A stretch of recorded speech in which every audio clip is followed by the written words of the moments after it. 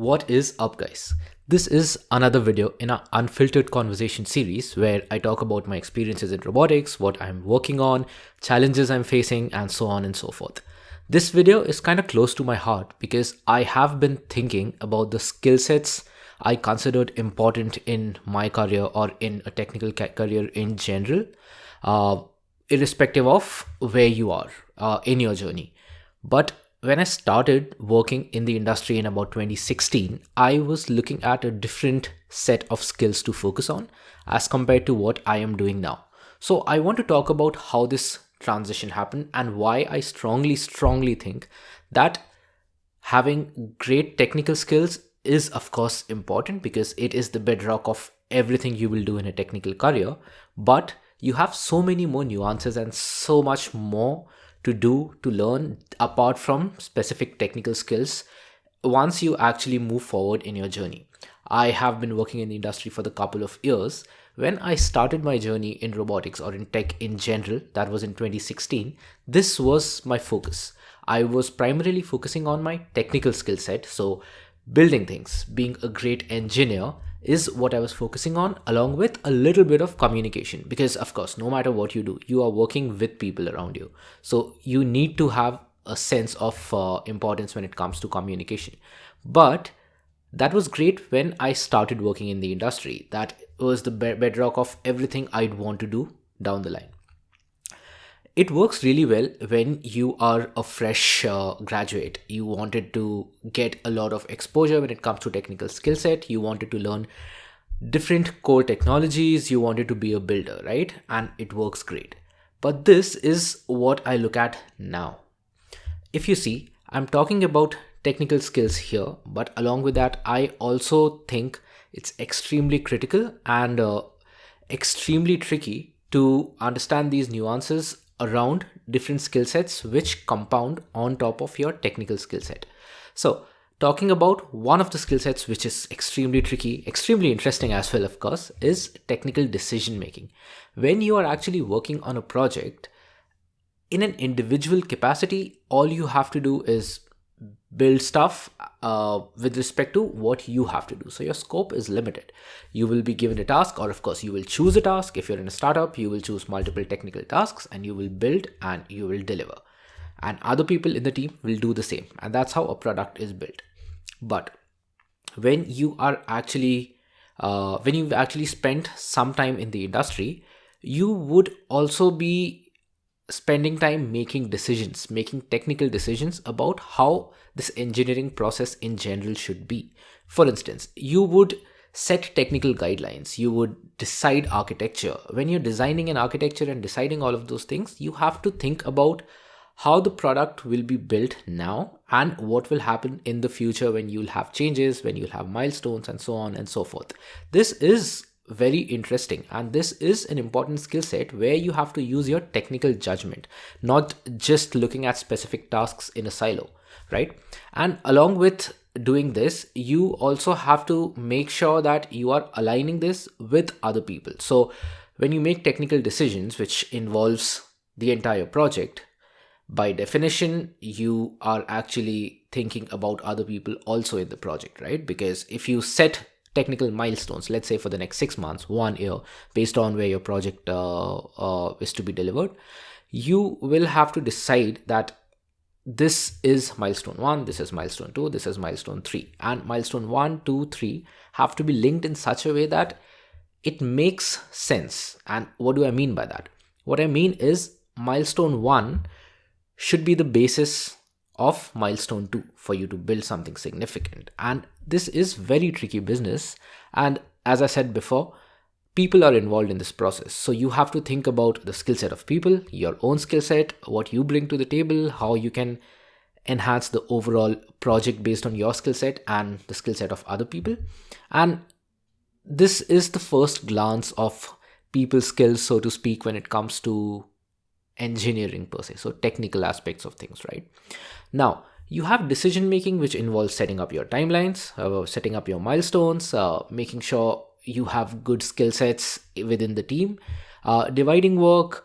But the main part here is that you are responsible for the result. When you're working as an individual contributor, then you are responsible only for your task, right? Of course, I'm not saying you are solely responsible for your task, and whatever happens outside the scope of that is something you'd ignore, because that's not how anyone should work, right?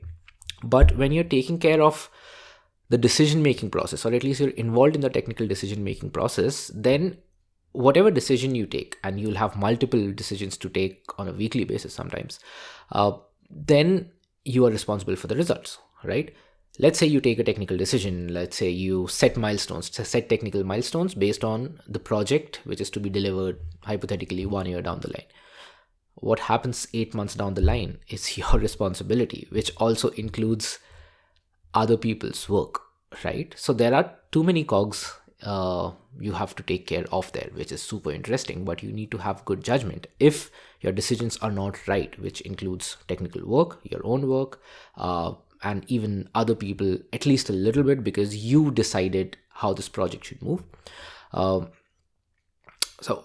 As I was saying, if your decision was not right, then you are responsible, right? So you'll have a lot of work, rework, decision making all over again.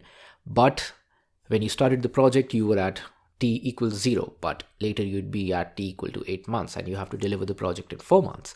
So this sounds tricky business, right? It is, and it is extremely interesting and fun to do that as well. I strongly believe that this is high responsibility, so high risk, and high reward as well, right? You have to take more risk to get more reward. It just doesn't work in any other way in life in general. But anyway, this was about technical decision making. The other thing is communication, which is so important for your career and even personal life, to be honest. But since we're talking about an engineering career right now, or a technical career right now, let's just stick to that. Communication, apart from your technical skills, is again a bedrock for you to do everything, because once you start working with people, which is normally the case, right, you have to communicate what you're thinking. You have to communicate with your peers, with people you're helping, and also your management. And this can change everything. This is also one of the cornerstones, like technical decision making. And as you move ahead in your career, how you articulate things, both in text and verbally, becomes extremely important. As long as you're working with people, which will always be the case, communication is extremely, extremely important. And I've realized over time that this increases in importance, and I don't think it's linear. At some point, it starts becoming quadratic or exponential, to be honest. And I am quite certain that 3 years, 4 years down the line in my career, I would place even more importance on communication. Well, when it comes to communication and talking and writing, I honestly already have a soft corner for this, because I really enjoy the process of communication and articulation, and understanding how I can improve my verbal and written skills. So I think it's just innate in me that I am very curious about these things. But I've realized over time that when you're working with a team, 2 years, 3 years, 4 years, 5 years down the line, you start, let's say, mentoring juniors, or being more involved in the decision making process, talking more with the management. It's all communication, right? And that's why I strongly think that everyone should focus on communication as well. Well, I enjoy it, and I want to focus on it all my life. But even otherwise, it is quite important. And I would actually like to say that technical decision making and communication would at some point become more important than hardcore technical skills. Of course, this is not me saying that hardcore technical skills are not as important, especially in your initial years. I, of course, think that technical skills, so hardcore technical skills, are the bedrock of everything you would do in a technical career. But you got to build on top of that at some point, right? It could be out of the need or out of curiosity. For me, it is just out of curiosity. I was always curious about communication, and technical decision making is something I realized about in the last 6 to 7 months. But these two things will compound everything else. And as it goes with any skill or any set of skills, skills compound on top of each other in general. And while I'm saying that in your technical career, as you move ahead, you would focus on technical decision making, communication, and even helping others, because you would be uh, mentoring people. But when I say mentoring, I do not mean to say that you are a senior, someone else is a junior. I don't believe in titles at all. uh, there could be a task where you are mentoring or helping someone who is your peer, and at some point, of course, there will be a case where someone who is a fresh graduate, has just joined your company, is helping you out with something because he or she knows more about it than you, right? So it's all about helping people and getting help. But as I was saying, these skills compound on top of each other, and it becomes more and more important down the line to start focusing on these things, because one, it is so much fun, and second, when you start focusing on these things, it's not that you are ignoring your core technical skill set. In fact, I think that if at the start of your career you were spending, let's say, 8 hours doing something, over time you will get the skill set to deliver the same thing in 4 hours, 3 hours, so that you reduce, or you eventually have to spend more time on technical decision making and communication and helping others. So you might have to spend a little bit less time on technical development, so active hardcore development, but that does not mean your output reduces. I actually think it increases massively. So you do something in 8 hours, let's say 3 years back, but now you're doing 2x of that in 6 hours. That's how it usually works, because you get more comfortable with technologies, you learn new technologies, you learn new skills, technical skills. So all of that happens. But overall, you learn so many things. You, of course, keep growing in your technical skill set, but you also grow when it comes to technical decision making, which is very tricky. Again, high responsibility, high reward. Communication, because it is so important when you're working with people, and helping others, because again, you're working with people, so helping others, getting help from others becomes extremely, extremely crucial. And this is what I've been thinking about so much in the past couple of weeks, or a month or so. I also wrote a blog post on this because I just couldn't get this out of my head. It was so evident that I am at a point where these things are also important, and I want to spend time doing these things, right? It's not that I don't like them. I absolutely love this entire circle.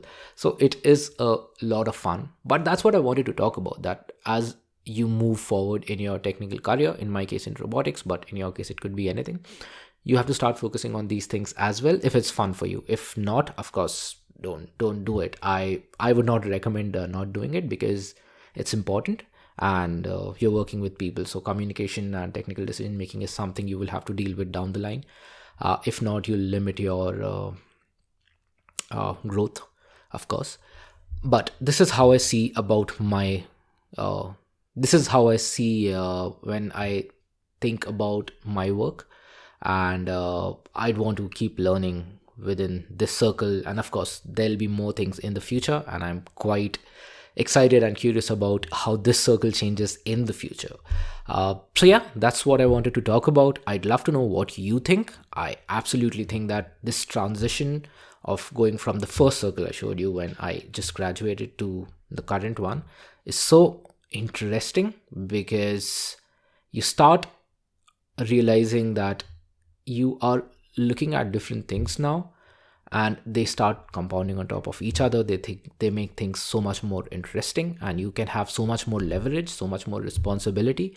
And if it works, it's you who made it work, right? And if, for example, if you take a technical decision, it works, it's you who made it work. So of course, the reward also comes to you in whatever form. It could just be satisfaction, whatever it is, right? But if it doesn't work, it's also your responsibility. If your communication is not at par, well, you will start seeing the effects of that once you actually have to be an integral part of the communication process within your team. So yeah, that's what I wanted to talk about. I'd love to know what you think, and I will see you in the next video. Bye bye.